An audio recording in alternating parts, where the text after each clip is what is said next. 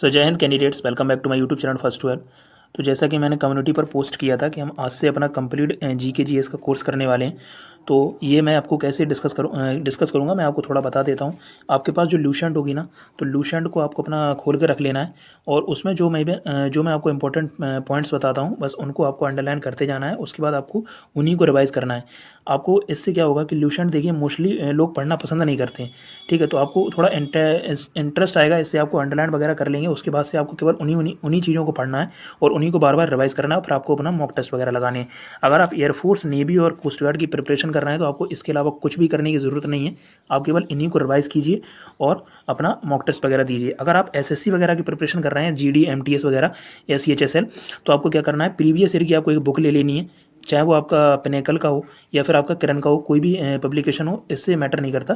फिर आपको क्या करना है, जैसे मैंने आज आपको सिंधु सभ्यता, ठीक है, या प्राचीन भारत का इतिहास पढ़ाया, तो आपको क्या करना है, उससे आपको प्रीवियस ईयर के क्वेश्चन देखने हैं। आपको मोस्टली क्वेश्चन 90 to 95 क्वेश्चन आपको सेशन से ही मिलेंगे, ठीक है। बकाया जो भी कुछ क्वेश्चन ऐसे होते हैं जो बुक में भी नहीं होते हैं, तो फिर आपको उनको पॉइंट कर लेना है और उसके बाद उनका डिस्क्रिप्टिव पढ़ना है, फिर उनको रिवाइज करना है। इससे आपको बहुत ही अच्छा बेनिफिट देखने को मिलेगा। फिर आपको मॉक टेस्ट वगैरह लगाने हैं, ठीक है। तो आप ठीक है, चलते हैं। तो अपना आप लूसेंट अपना मतलब ओपन करके बैठ जाइए, ठीक है। अब मैं आपको थोड़ा ब्रीफली सब चीज़ें समझा देता हूँ। तो सबसे पहले इसमें हिस्ट्री कवर करेंगे हम अपना, ठीक है। आपको किसी भी सेशन की पीडीएफ चाहिए तो प्लीज़ टेलीग्राम चैनल को जरूर ज्वाइन कर लीजिए। टेलीग्राम का लिंक आपको वीडियो के डिस्क्रिप्शन में मिल जाएगा, ठीक है। अदरवाइज आप टेलीग्राम पर जाकर सर्च भी कर सकते हैं, फर्स्ट 12 आपको चैनल मिल जाएगा। चलिए सबसे पहले डिस्कस करते हैं प्राचीन भारत का इतिहास। तो जो आप जैसे ही लूसेंट ओपन करेंगे तो उसमें कुछ आपको फ्रंट में इंपॉर्टेंट पॉइंट्स दिखेंगे, तो आप पहले उनको अंडरलाइन करिए, ठीक है। ये यहाँ पर आप देखिए, सबसे पहले क्या है, भारत का सबसे प्राचीन धर्मग्रंथ कौन सा है? वेद, ठीक है। ये मैं आपको वैदिक सभ्यता नहीं पढ़ा रहा, लेकिन जो शुरू में जो इंपॉर्टेंट पॉइंट्स दिए हैं वो भी इंपॉर्टेंट हैं, पहले आप उनको भी मेंशन कर लीजिए। भारत का सबसे प्राचीन धर्मग्रंथ कौन सा है? वेद, ठीक है। वेद कितने हैं? ऋग्वेद, वेद कितने हैं? 4। ऋग्वेद, यजुर्वेद, सामवेद और अथर्ववेद, ठीक है। इन चारों वेदों को क्या कहा जाता है? संहिता। ये देखिए, ये जो संहिता है, ये 4 वेदों को क्या कहा जाता है? संहिता। तो ये जो क्वेश्चन है ये प्रीवियस ईयर में आ चुका है, कोस्ट गार्ड में भी आ चुका है और नेवी में भी आ चुका है। उसके बाद क्या लिखा है, ऋचाओं के क्रमबद्ध संग्रह को क्या कहा जाता है? ऋग्वेद। ऋग्वेद के बारे में अगर आपसे पूछते हैं तो आपको क्या कहना है? ऋचाओं का क्रमबद्ध संग्रह ऋग्वेद कहलाता है। विश्वामित्र द्वारा रचित ऋग्वेद के तीसरे मंडल में सूर्य देवताओं को समर्पित गायत्री मंत्र है, ठीक है। आपको पता है ये गायत्री मंत्र मुंडकोपनिषद से लिया गया है, वो मैं आपको बाद में पढ़ाऊंगा। उससे पहले ये एक क्वेश्चन आ चुका है कि ये किस मंडल में है। तो विश्वामित्र द्वारा रचित ऋग्वेद का कौन सा मंडल है? तीसरा मंडल, ठीक है। 8वें मंडल में हस्तलिखित ऋचाओं को क्या कहा जाता है? खिल। यजुर्वेद में क्या दिया है आपसे पूछे तो यज्ञों के नियम और विधि विधानों का वर्णन है और इसमें बलिदान का भी वर्णन किया गया है, ठीक है। ऋग्वेद को पूछा जाए तो ऋग्वेद क्या है? गद्य पद्य दोनों में लिखा हुआ है, ठीक है। सामवेद का पूछा जाए तो सामवेद में क्या है? गाए जाने वाली ऋचाओं का वर्णन है। तो जो भी ऋचाएं थी उनका पहले विधि विधानों का, यज्ञों का वर्णन यजुर्वेद में मिलता है, उनको गाने का वर्णन सामवेद में मिलता है, ठीक है। अब यहाँ पर ये क्वेश्चन लिखा है, भारतीय संगीत का जनक किसको बोला जाता है? किसको? सामवेद को। ये प्रीवियस ईयर में आ चुका है। अथर्ववेद में किसका वर्णन है? जादू टोने का वर्णन है और अंधविश्वास वगैरह का वर्णन है।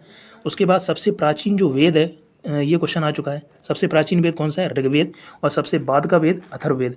उपनिषदों की संख्या कितनी है? 108, ठीक है। उपनिषदों की संख्या कितनी है? 108। हमारे पुराण कितने हैं? 18। और वेदांग कितनी है? 6। गौतम सूत्र जो है सबसे प्राचीन सूत्र माना गया है। अगर आपसे प्राचीन सूत्र के बारे में पूछेंगे तो गौतम सूत्र।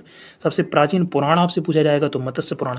और अभिलेखों का जो अध्ययन है वो एपिग्राफी कहलाता है।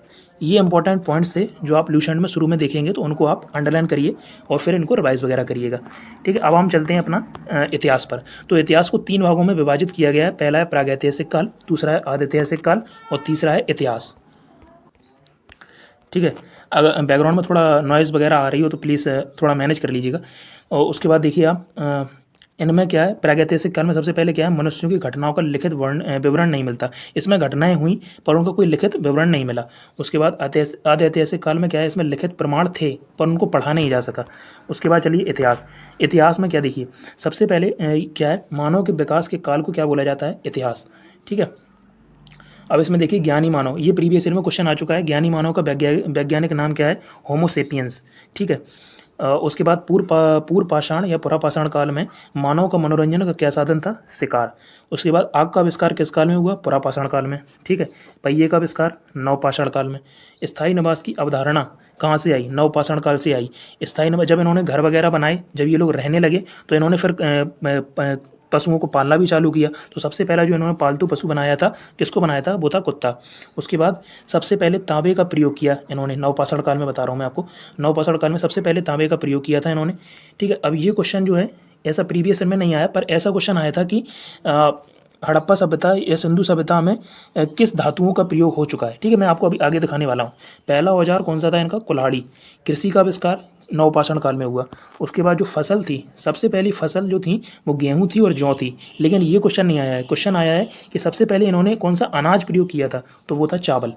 ठीक है, भारत का सबसे प्राचीन नगर कौन सा है? मोहनजोदड़ो। ठीक है, और जिसे क्या कहा जाता है? इसे कहा जाता है मृतकों का टीला। ठीक है, इनाम गांव सबसे बड़ी बस्ती थी प्रागैतिहासिक काल में। भीमबेटका की गुफाएं जो थी, भीमबेटका की गुफाएं कहाँ पे हैं? विंध्याचल पर्वत श्रेणी में, मध्य प्रदेश में। ये किसके लिए प्रसिद्ध हैं? शैल चित्र के लिए प्रसिद्ध थी। भारत में मनुष्य से संबंधित जो साक्ष्य कहाँ मिले हैं? वो नर्मदा घाटी में मिले हैं। ठीक है, यहाँ पर ये इंपॉर्टेंट पॉइंट्स थे। उसके बाद आप आ जाते हैं सिंधु सभ्यता में। ठीक है, तो सिंधु सभ्यता में आपको क्या पढ़ना है इसमें? ठीक है, इसमें अंडरलाइन कीजिए, इसको क्या कहा जाता है? कांस्य युग, यानी ब्रॉन्ज एरा इसको बोला जाता है। ठीक है, ये आगे आपको मेंशन होगा। ठीक है, यहाँ पर अगर नहीं मेंशन है तो फिर आप वहाँ पर थोड़ा लिख लीजिए। ठीक है, देखिए आप जो भी इंपॉर्टेंट पॉइंट्स आपको लगते हैं कि हमें यहाँ पर नहीं मिल रहे हैं, तो फिर आपको उनको साइड में मेंशन कर लेना है। जो बुक में देखिए आप जहाँ भी जगह दी होगी वहाँ पर मेंशन कर लीजिए। अब इसकी खोज किसने की थी? इनकी जो इसकी खोज की थी वो की थी 1921 में दयाराम साहनी ने। इनका पूरा नाम था राय बहादुर दयाराम साहनी, लेकिन आपसे इतना ही पूछा जाता है, दयाराम साहनी ने इनकी खोज की थी। ठीक है, तो यहाँ पर आप देखिए सिंधु सभ्यता एक नगरीय सभ्यता थी। ठीक है, उसके बाद आप देखिए सिंधु घाटी सभ्यता का सबसे बड़ा जो स्थल है वो मोहनजोदड़ो था। ठीक है, ये क्वेश्चन आ चुका है। भारत में इसका सबसे बड़ा, लेकिन ये क्वेश्चन इंपॉर्टेंट है, भारत में इसका सबसे बड़ा जो स्थल है वो रानीखड़ी घग्गर नदी के पास हरियाणा के हिसार जिले में है। ठीक है, और जो लोथल और सुतकोता थे वो सिंधु सभ्यता के बंदरगाह थे। ठीक है, ये आपको पता है, लोथल गुजरात में वगैरह, तो आपको ये भी जो भी इंपॉर्टेंट जो भी स्थल है उनको भी थोड़ा देख लीजिएगा आप, उसमें नीचे दिए हुए हैं। जोते हुए खेत के प्रमाण कहाँ से मिलते हैं? कालीबंगन से मिलते हैं। विशाल स्नानागार, एक विशाल स्नानागार और एक ग्रेट ग्रेनरी धान्यागार, ठीक है, जिसको बोला जाता है, वो भी इन दोनों ही मोहनजोदड़ो से मिले हैं। ये एक जो धान्यागार है वो आपको नीचे बताने वाला हूँ। ठीक है, सबसे बड़ी इमारत, ठीक है, ये सबसे बड़ी इमारत है। मोहनजोदड़ो से 3 मुख वाले देवता पशुपतिनाथ की मूर्ति मिली है। ठीक है, अब ये अब देखिए ये वाला क्वेश्चन आपको फिर से रिपीट होगा जब मैं आपको पढ़ाऊंगा धर्म, जो बौद्ध धर्म जैन धर्म वगैरह पढ़ाएंगे, उसमें जब शैव धर्म आएगा ना, शिव धर्म, तो उसमें जो क्वेश्चन है एक हड़प्पा संस्कृति में मतलब जो पशुपतिनाथ की मूर्ति मिली है वो किससे संबंधित है? शिव जी से संबंधित है, तो इनको शिव जी से संबंधित माना गया है, लेकिन यहाँ पर वो मेंशन नहीं होगा। अब यहाँ पर चलिए इंपॉर्टेंट देखिए, मोहनजोदड़ो से जो कांस्य की नर्तकी मिली है, कि ये भी कांस्य की नर्तकी की मूर्ति मिली है नृत्य करती हुई। ठीक है, इसमें आप एक चीज़ और मेंशन कर लीजिए, ये किस विधि से बनी है, ये क्वेश्चन पूछा जा चुका है। तो ये लुप्त मोम की विधि से बनी हुई है, लुप्त मोम विधि से। ठीक है, थोड़ा देख लीजिएगा, लुप्त मोम की विधि से। उसके बाद चलिए सिंधु सभ्यता की जो लिपि है, लिपि कौन सी है? वो भाव चित्रात्मक लिपि है। ठीक है, अब ये देखिए मोहनजोदड़ो का सबसे बड़ा धान्यागार ग्रेट ग्रेनरी, ये भी मोहनजोदड़ो से मिला है। अब पत्थर के जो औजार हैं वो पुरापाषाण काल से, ठीक है, पत्थर के जो औजार हैं वो पुरापाषाण काल से मिले हैं। हड़प्पा सभ्यता की प्रमुख धातु, ये जो मैं आपको क्वेश्चन बता रहा था, ये वही क्वेश्चन है। क्वेश्चन आया था कि हड़प्पा सभ्यता में प्रमुख धातु कौन सी नहीं थी? ठीक है, तो सोना, चांदी, तांबा और लोहा ऐसे करके ऑप्शन में थे, तो लोहा नहीं थी। ठीक है, तो ये जो धातु हैं वो आपको याद रखनी है कि ये प्रयोग होती थी। बाकी आप जो नहीं होगी तो वो आपको वैसे भी आप एलिमिनेट करके लगा ही देंगे। नवपाषाण के स्थल में गर्त निवास के प्रमाण बुर्ज होम कश्मीर से मिले हैं, ये इंपॉर्टेंट है। ठीक है, सिंधु सभ्यता की जो ताकत क्या थी? व्यापार थी, ये लोग व्यापार वगैरह किया करते थे। सिंधु सभ्यता के लोग धरती की पूजा करते थे। ठीक है, तो यहाँ से पृथ्वी की पूजा, धरती की पूजा के भी प्रमाण मिले हैं, क्योंकि ये धरती को क्या मानते थे? उर्वरता की देवी। ठीक है, यहाँ पर लिखा है उर्वरता की देवी माना जाता था। वृक्ष पूजा के प्रमाण भी कहाँ से मिले? सिंधु सभ्यता से ही मिले हैं। अब यहाँ पर अगला पॉइंट क्या है? स्वास्थ्य चिन्ह के साक्ष्य भी सिंधु सभ्यता से मिले हैं। स्वास्थ्य चिन्ह से क्या पता लगाते थे ये लोग? स्वास्थ्य चिन्ह से लगाते थे सूर्य की उपासना का अनुमान। ठीक है, तो इसके यह पता चलता है कि ये सूर्य की उपासना भी किया करते थे। सिंधु सभ्यता से मात्र सत्तात्मक था। इसके क्या प्रमाण है? इससे ये प्रमाण है कि मूर्तियाँ वगैरह जो भी मिली हैं वो देवियाँ जो थी उनकी मूर्तियाँ ज़्यादा मिली हैं लोगों को। ठीक है, जब खोज की तो ऐसे ये पता चलता है कि सिंधु समाज जो था वो मात्र सत्तात्मक था। ठीक है, मोहनजोदड़ो की खोज किसने की थी? ये क्वेश्चन आ चुका है।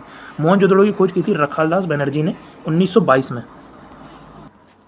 और ये कहाँ पर पड़ता है? ये सिंधु नदी के पास पाकिस्तान प्रांत में है।